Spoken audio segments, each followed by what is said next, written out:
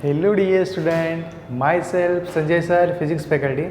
Today we'll discuss about NCERT class number 11, chapter number 5, laws of motion. तो student इस chapter के अंदर हमने स्टार्टिंग में एरिस्टोटल की फेलिसी देखी थी, एरिस्टोटल का ऑब्जर्वेशन देखा था रिगार्डिंग मोशन।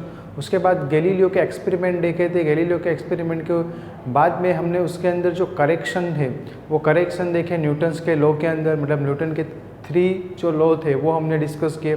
जिसमें फर्स्ट लॉ था हमारा स्टूडेंट, जिसमें हम बोलते थे कि कोई बॉडी के ऊपर जब तक फोर्स लगेगा, जब तक फोर्स नहीं लगेगा तब तक वो बॉडी अपनी जिस कंडीशन में, जिस स्टेट में, वही स्टेट में रहेगा। वो न्यूटन का फर्स्ट लॉ था। सेकंड लॉ क्या था स्टूडेंट? सेकंड लॉ था rate of change of momentum is directly proportional force था। और जो थर्ड लॉ था वो क्या था? तो कि एक्शन और रिएक्शन जो फोर्स है वो equal magnitude and opposite in direction थे। वहाँ तक हमने डिस्कस कर लिया था। उसके बाद हमने प्रीवियस वीडियो लेक्चर में डिस्कस किया था फ्रिक्शन के बारे में। तो स्टूडेंट फ्रिक्शन क्या था? तो फ्रिक्शन समझने के लिए मैंने एक डेमोस्ट्रेशन दिखाया था कि फॉर एग्जांपल ये मेरे पास सरफेस है, इस सरफेस के ऊपर मैं कोई एक ऑब्जेक्ट को रख रहा हूँ। ये ऑब्जेक्ट को यहाँ पे मैं मोशन करवाना चाहता हूँ, तो मुझे ऑब्वियसली इसके ऊपर क्या लगाना पड़ेगा? फोर्स लगाना पड़ेगा। तो स्टूडेंट मैं यहाँ से फोर्स लगा रहा हूँ, देखो तो फोर्स लगने से मोशन हो रहा है। लेकिन जब मैं यहाँ पे कुछ अमाउंट का फोर्स लगा रहा हूँ, मान लो कि 2 न्यूटन 3 न्यूटन, तब इसमें कुछ रिएक्शन नहीं हो रहा, मतलब कुछ मोमेंट नहीं दिख रहा। लेकिन जैसे ही मैं 5 न्यूटन फोर्स लगा रहा हूँ वो मोशन कर रहा है। मतलब मैं यहाँ पे जब मैं फोर्स लगा रहा था तो मोशन होना चाहिए न्यूटन्स के फर्स्ट लॉ के अकॉर्डिंग, लेकिन यहाँ पे कोई मोशन नहीं है। इसका मतलब क्या? सामने कोई अपोजिंग फोर्स होना चाहिए, जो हमने प्रीवियस वीडियो लेक्चर में देखा था कि ये मान लो कि ब्लॉक है, इस ब्लॉक को आगे मूव कराने के लिए कोई एक बंदा इसके ऊपर क्या कर रहा है? फोर्स लगा रहा है ऐसे। तो स्टूडेंट हमें ऑब्वियसली पता है कि फोर्स लगेगा, तो फोर्स लगने से क्या होगा? ये जो ब्लॉक है वो मोशन करना चाहिए, लेकिन ऐसा नहीं हो रहा। तो क्या होना चाहिए? इसके ऊपर का नेट फोर्स 0 होना चाहिए। स्टूडेंट हमें पता है जो फर्स्ट फोर्स लगता है वो mg डाउनवर्ड डायरेक्शन में, ये फोर्स ऑलवेज लगता है mg डाउनवर्ड डायरेक्शन में। उसको बैलेंस करने वाला force normal force upward direction में, ये भी पता है। अभी स्टूडेंट इसके ऊपर फोर्स लग रहा है, मतलब में ये पॉजिटिव x डायरेक्शन में फोर्स लग रहा है, तो उस डायरेक्शन में मोशन होना चाहिए, लेकिन मोशन नहीं हो रहा। इसका मतलब है कि नेगेटिव x में कोई दूसरा एक फोर्स F को बैलेंस कर रहा होगा, क्योंकि हमें पता है कि समेशन Fy यहाँ पे 0 है, तो समेशन Fx भी 0 होगा, तभी ये बॉडी रेस्ट पे रहेगी।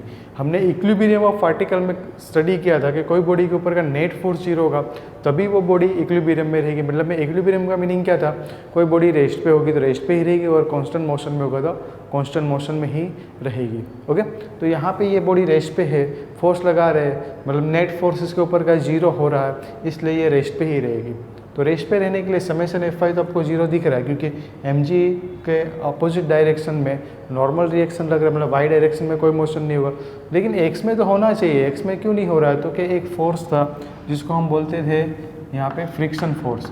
और ये फ्रिक्शन फोर्स ऑलवेज 2 बॉडी जहाँ पे कांटेक्ट हो रही उसके पैरेलली ही लगेगा। ओके, ये कांटेक्ट के पैरेलल ही लगता था। उसमें 2 टाइप्स के हमने फोर्स की बात की थी, एक था स्टैटिक फ्रिक्शन और एक था स्टैटिक फ्रिक्शन फोर्स, और दूसरा था काइनेटिक या तो डायनामिक फ्रिक्शन फोर्स। तो स्टूडेंट स्टैटिक फ्रिक्शन कब होगा? जब कोई रेस्ट में बॉडी होती है, उसको हमें मोशन में लाना होता है, तब हम जब फोर्स अप्लाई करते हैं तो वो बॉडी मोशन नहीं करती है। तो इसका मतलब है कोई एक अपोजिंग फोर्स लग रहा है जो हमारे रिलेटिव मोशन को क्या कर रहा है? अपोज कर रहा है। तो उसको हम बोलते थे, क्या बोलते थे student? Static friction. For example आपको सोफ़ा है आपके घर में, उसको मूव कराना है तो आप फोर्स लगा रहे हो, लेकिन सोफ़ा मूव नहीं हो रहा, और ज़्यादा ताकत लगा रहे हो और ज़्यादा फोर्स लगा रहे हो, सोफ़ा मूव करेगा।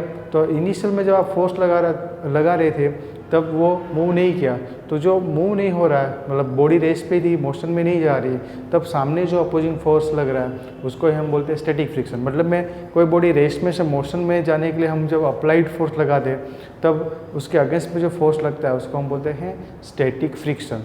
आज हम स्टूडेंट डिस्कस करने वाला है डायनामिक फ्रिक्शन के बारे में। डायनामिक फ्रिक्शन क्या होता है स्टूडेंट? कि हमें पता है कि एक लिमिट तक स्टैटिक फ्रिक्शन काम करेगा, कि जैसे कि मैं यहाँ पे फोर्स लगा रहा हूँ, फोर्स लगाने से ये रेस्ट में ही है, इनिशियल में कम अमाउंट का फोर्स लगाओ, रेस्ट में ही है। लेकिन जैसे मैं कुछ अमाउंट ऑफ फोर्स इंक्रीज़ करूँ तो ये बॉडी क्या करेगी, मोशन में आ जाएगी। और जब ये मोशन में आएगी तब स्टैटिक फ्रिक्शन काम नहीं करेगा, वहाँ पे काइनेटिक फ्रिक्शन में इंट्रोड्यूस में आएगा। काइनेटिक फ्रिक्शन वहाँ पे रोल प्ले करेगा। तो स्टूडेंट ये काइनेटिक फ्रिक्शन क्या है वो हम डिस्कस करते हैं स्टूडेंट, कि जब भी कोई बॉडी कोई सरफेस के ऊपर मोशन कर रही है और मोशन, ये जो रिलेटिव मोशन हो रहा है उसका ही जो अपोज हो रहा है उसको ही हम क्या बोलते हैं, काइनेटिक फ्रिक्शन बोलते हैं। अभी ये काइनेटिक फ्रिक्शन जो है वो कब होगा, जब बॉडी मोशन में होगा। तब यहाँ पे दिखाते हैं हम डायग्राम थ्रू कि मान लो कि ये कोई सरफेस है जिसके ऊपर हमने एक ब्लॉक रखा है।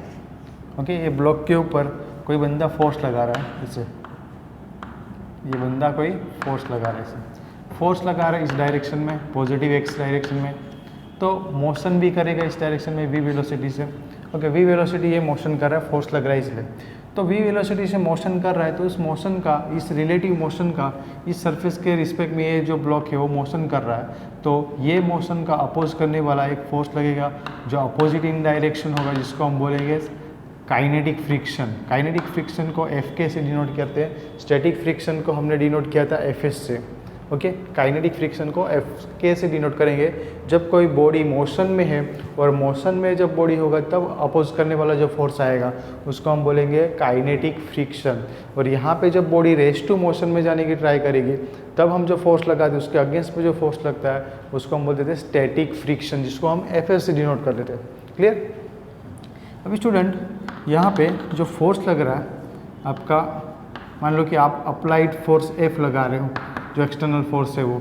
ओके, और अपोजिट डायरेक्शन में क्या लग रहा है, एफ के लग रहा है, तो फोर्स कितना होगा, net force F minus F के इक्वल्स टू हम लिख सकते हैं एम ए, क्योंकि एफ नेट इक्वल्स टू हम लिख सकते हैं M A, F equals to M A होता है। अभी इस बॉडी के ऊपर नेट फोर्स कितना है, एक फोर्स लग रहा है ये वाला, मोशन एक्स में हो रहा है, इसका मतलब में बड़ा वाला फोर्स कौन सा होगा, एफ, और अपोजिट डायरेक्शन में उसको अपोजिंग करने वाला फोर्स भी है कौन सा, एफ के।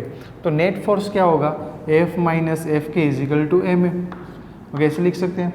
अभी स्टूडेंट एक्सेलरेशन कितना होगा, तो एक्सेलरेशन ए इक्वल्स टू हम लिख सकते हैं एफ माइनस एफ के डिवाइडेड बाई एम। इतना एक्सेलरेशन इसमें प्रोड्यूस होगा, ये बॉडी के अंदर कितना एक्सेलरेशन होगा, A equals to F minus F के जितना, और एफ के क्या है यहाँ पे को एफ के है आपका काइनेटिक फ्रिक्शन या तो डायनामिक फ्रिक्शन भी बोल सकते हैं।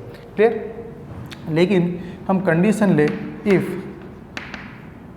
आपका एक्सटर्नल फोर्स जीरो है, एक्सटर्नल फोर्स जीरो है, जो आपने ये लगाया एक्सटर्नल फोर्स, जो अप्लाइड फोर्स है वो जीरो है, तो इस केस में एक्सेलरेशन क्या होगा आपका, एक्सेलरेशन आपका आ जाएगा ए इक्वल्स टू माइनस एफ के बाई एम।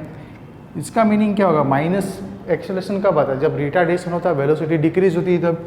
ये केस में आप अप्लाइड फोर्स लगा रहे, फोर्स अप्लाइड कर रहे हो, तो उसके वजह से वेलोसिटी इंक्रीज हो रही है, वेलोसिटी में चेंज आ रहा है लेकिन इंक्रीमेंट में आ रहा है, इंक्रीज हो रहा है, वेलोसिटी इंक्रीज होता है, उसको हम बोलते हैं एक्सेलरेटेड मोशन।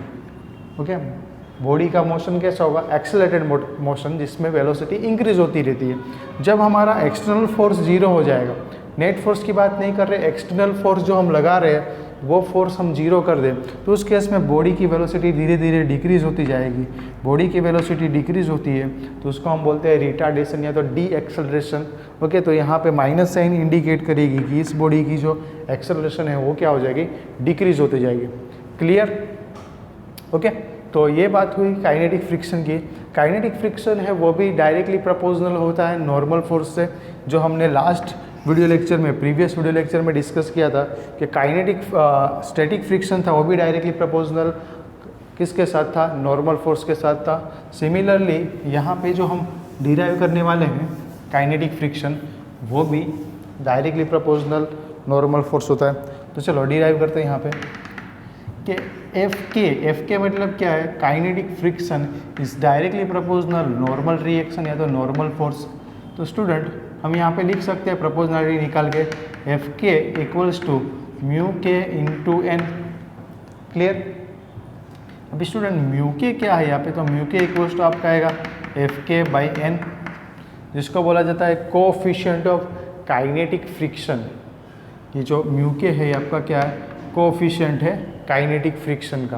क्लियर? अभी जो म्यू के है उसकी वैल्यू क्या होती है, तो वो लेस देन म्यू एस होती है, म्यू के की वैल्यू जो होती है म्यू एस से कम होती है। इसका मीनिंग क्या हुआ कि जब आपको कोई बॉडी रेस्ट में से मोशन में लाना हो तो आपको फोर्स ज़्यादा लगाना पड़ता है, जब बॉडी मोशन में आ जाती है तो आपको फोर्स कम लगाना पड़ता है। आपने ये प्रैक्टिकली भी ये ऑब्जर्वेशन किया होगा।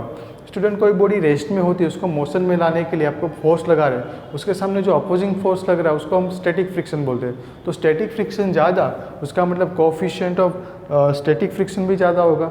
ओके, जब कोई बॉडी मोशन कर रही है तो मोशन कर रही है उसमें आपको कम अमाउंट का फोर्स लगाना पड़ता है, सामने अपोजिंग फोर्स कम होता है इसलिए।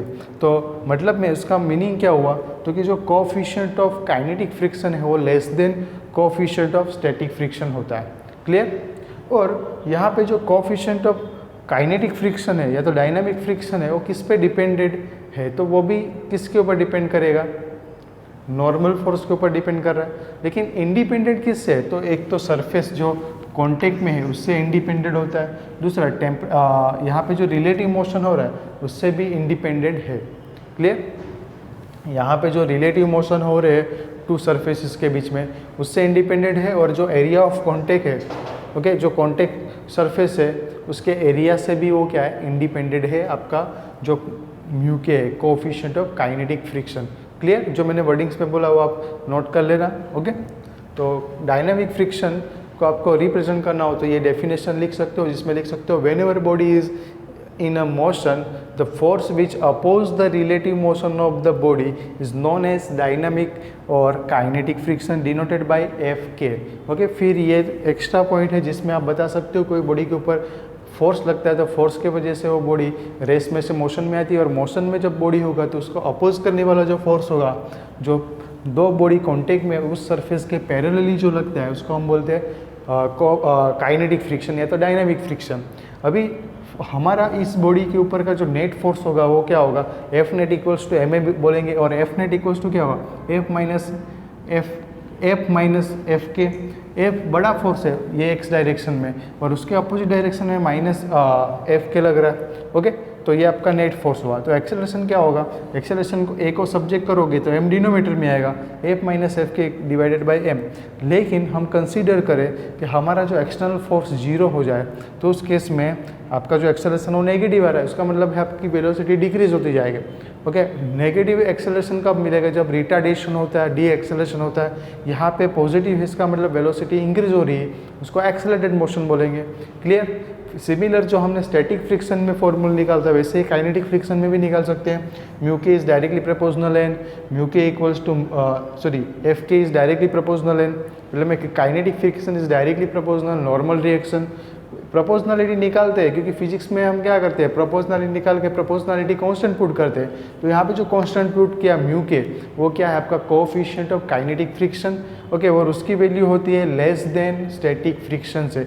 इसका मीनिंग ये हुआ कि कोई मोशनल बॉडी है उसमें अपोजिंग फोर्स कम लगेगा, जब आप रेस्ट में बॉडी होगी उसको मोशन में लाने के लिए जो आप फोर्स लगाओगे तो आपको ज़्यादा अमाउंट का फोर्स लगाना पड़ेगा। मतलब में coefficient of static friction greater than coefficient of kinetic friction होता है। Okay, clear? तो पहले नोट कर लो, इसके बाद एक न्यू इसमें ही एक टॉपिक है जिसके बारे में हम डिस्कस करेंगे, जिसका नेम है रोलिंग फ्रिक्शन।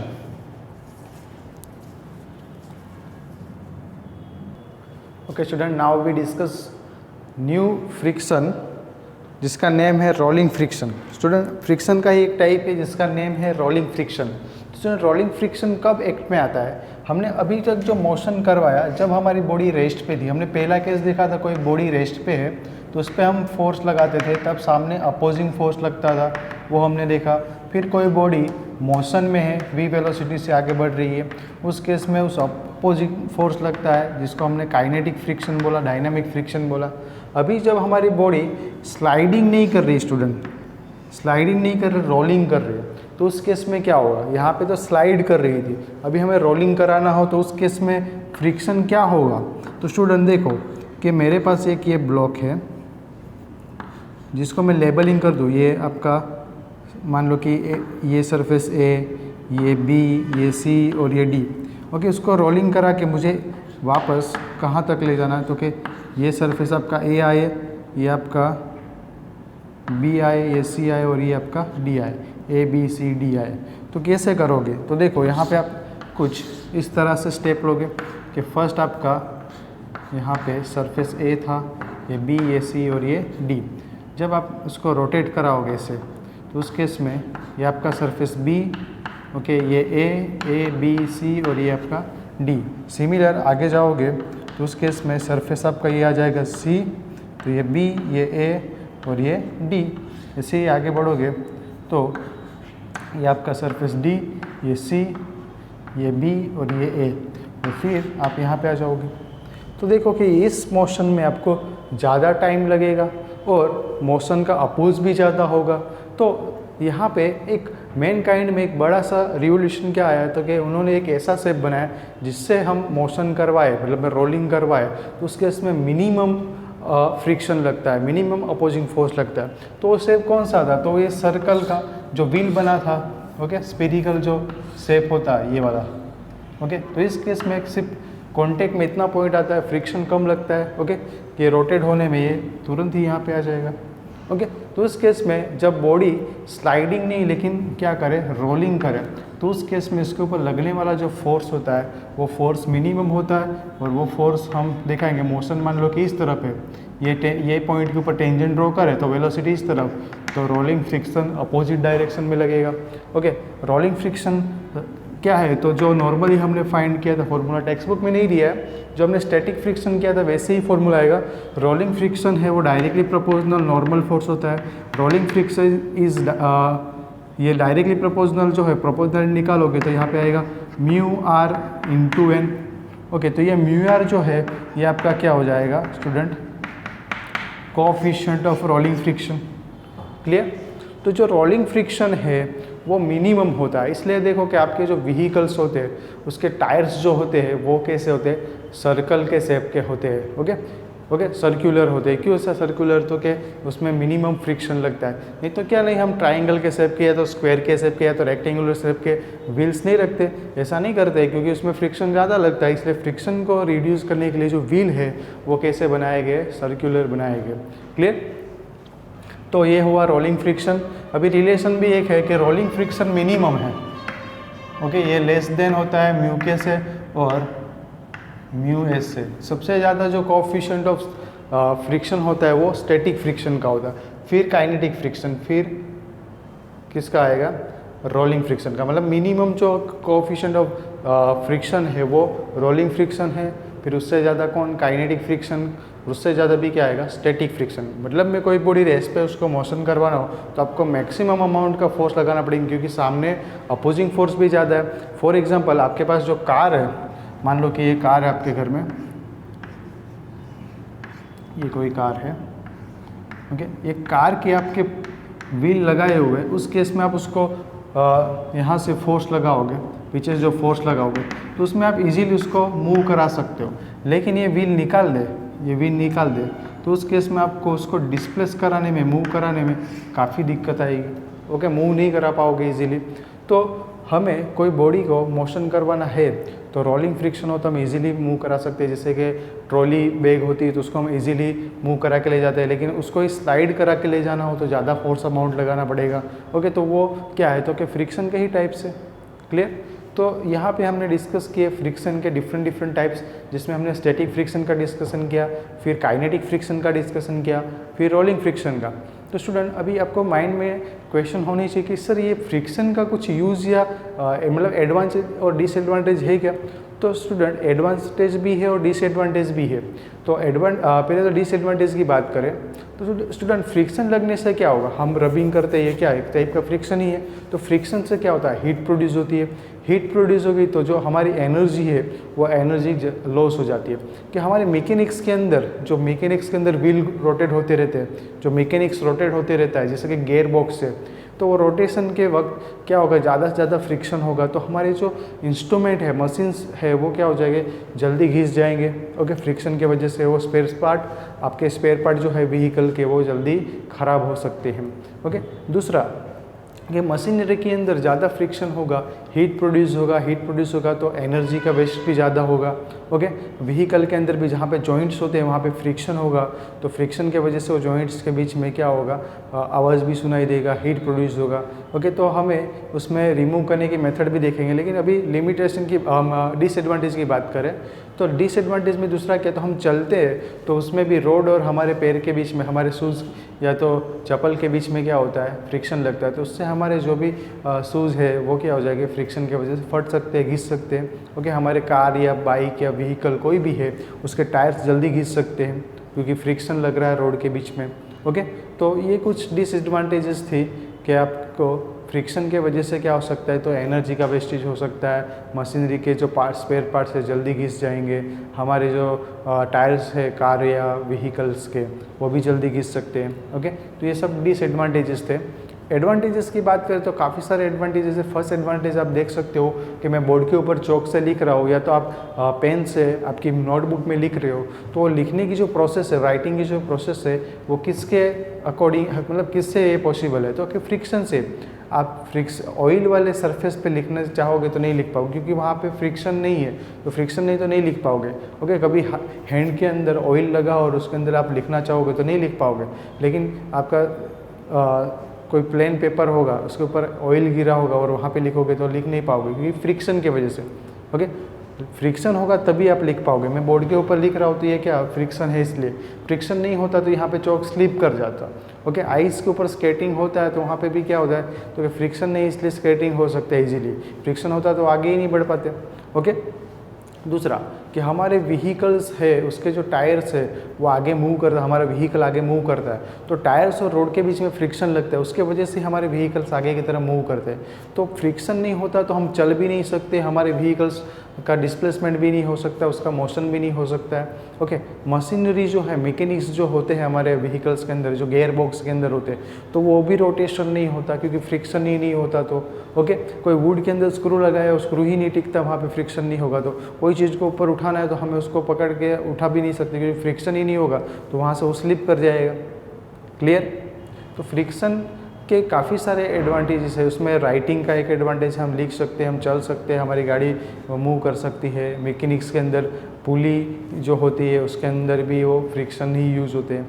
ओके स्टूडेंट, तो स्टूडेंट ये फ्रिक्शन तो हमें पता चल गया एडवांटेज क्या है, डिसएडवांटेज क्या है। सर इसके डिसएडवांटेज को रिमूव कैसे करें, मिनिमाइज़ कैसे करें? तो स्टूडेंट फ्रिक्शन को मिनिमाइज़ करने के लिए आपको क्या करना पड़ेगा, लुब्रिकेंट का यूज़ करना पड़ेगा। ओके, लुब्रिकेंट क्या होता है? तो स्टूडेंट आपने देखा होगा कि गाड़ी के अंदर ऑयलिंग किया जाता है कि जहाँ पे जॉइंट्स होते हैं वहीं पे आप ऑयल डालते हैं। ऑयल डालने से फ्रिक्शन क्या होगा, कम हो जाएगा, इसलिए वो इजीली मूव कर सकता है जॉइंट्स के वहाँ पे। ओके, तो वो जो है वो फ्री लुब्रिकेंट है। लुब्रिकेंट में हम ऑयलिंग करते हैं, ऑयल डालते हैं। ऑयल से क्या होता है, टू सरफेस के बीच में क्या एक लेयर आ जाता है, लेयर की वजह से वो फ्रिक्शन मिनिमम हो जाता है। क्लियर? तो लुब्रिकेंट का यूज़ कर सकते हैं, जैसे कि ग्रीस लगाते हैं, ऑयल लगाते हैं। ओके, कहाँ पे, तो कि जो जहाँ पे जॉइंट्स आते हैं वहीं पे, तो उसमें होगा क्या, टू सरफेस के बीच में, ये दो सरफेस है उसके बीच में कोई एक लेयर आ जाएगा, लेयर की वजह से दो सरफेस के बीच में रिलेटिव मोशन ईजी हो जाएगा। ओके, तो एक लुब्रिकेंट का यूज़ कर सकते हैं। दूसरा क्या कर सकते हैं, तो कि हम बॉल बेरिंग का यूज़ कर सकते हैं। बॉल बेरिंग कहाँ पे यूज़ होते हैं, तो कि व्हीकल्स के अंदर नॉर्मली जहाँ पे रोटेशन होता है वहाँ पे ऐसे बॉल बेरिंग यूज़ होते हैं, जिसके अंदर इससे बॉल्स होते हैं। ओके, बेरिंग जिसको बोलते हैं, जिसमें फैन रोटेट होते हैं। ओके, कभी फैन के अंदर आवाज़ आता है तो उसमें क्या होता है, बेरिंग ख़राब हो जाते हैं। हमारे व्हीकल के अंदर व्हीकल के अंदर रिम के अंदर भी ये बॉल बेरिंग का यूज़ होता है। जहाँ पे रोटेशन होगा वहाँ पे बॉल बेरिंग यूज़ करके हम फ्रिक्शन को मिनिमाइज़ कर सकते हैं। ओके स्टूडेंट, तो ऐसे हम जो डिसएडवांटेजेस है, मतलब में जो ड्रॉबैक्स थे फ्रिक्शन के, उसको मिनिमाइज़ कर सकते हैं। फ्रिक्शन को हम रिमूव तो नहीं कर सकते परफेक्टली, लेकिन उसको कम कर सकते हैं। तो ये कम करने के लिए हम लुब्रिकेंट या तो फिर बॉल बेरिंग का यूज़ कर सकते हैं। ओके, ऑयलिंग कर सकते हैं। तो ये सब फ्रिक्शन को मिनिमाइज़ करने की प्रोसेस थी। ओके, मेथड थी। तो यहाँ पे हमने हमारा फ्रिक्शन का टॉपिक कंप्लीट किया। ओके, फ्रिक्शन में एक ग्राफ भी आता है, जो ग्राफ आप ड्रॉ करना चाहो तो ड्रॉ कर सकते हो। किसका ग्राफ, तो कि ये फ्रिक्शन वर्सेस अप्लाइड फोर्स का ग्राफ। ये कैपिटल एफ अप्लाइड फोर्स है, ये फ्रिक्शन है। तो स्टूडेंट जब आप अप्लाइड फोर्स इंक्रीज करते जाते हो, इस तरफ आपका अप्लाइड फोर्स इंक्रीज होता है, सामने फ्रिक्शन भी इंक्रीज होता है, क्योंकि सेल्फ एडजस्टिंग फोर्स है।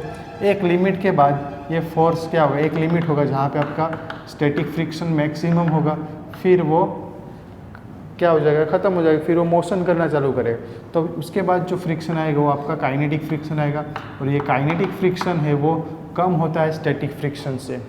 ओके, तो ये ग्राफ आप बना सकते हो कि फ्रिक्शन वर्सेस अप्लाइड फोर्स का ग्राफ होगा तो क्या होगा, इनिशियल में क्या होगा, सेल्फ एडजस्टिंग फोर्स होगा। ओके, फिर वो मैक्सिमम होगा, फिर वो कम होते जाएगा। जो मोशन स्टार्ट होगा ये पॉइंट पे मैक्सिमम स्टैटिक फ्रिक्शन लगेगा, बाद में उसके बाद आपका फोर्स इंक्रीज होगा तो बॉडी मोशन करेगी, और मोशन होगा तो काइनेटिक फ्रिक्शन आएगा। तो ये ग्राफ भी आप बना सकते हो। ओके स्टूडेंट, तो आई होप सभी को फ्रिक्शन टॉपिक वेरी अंडरस्टैंड हुआ होगा। ओके, अच्छे से अंडरस्टैंड हुआ होगा, तो अच्छे से नोट बनाइए। Okay, thank you.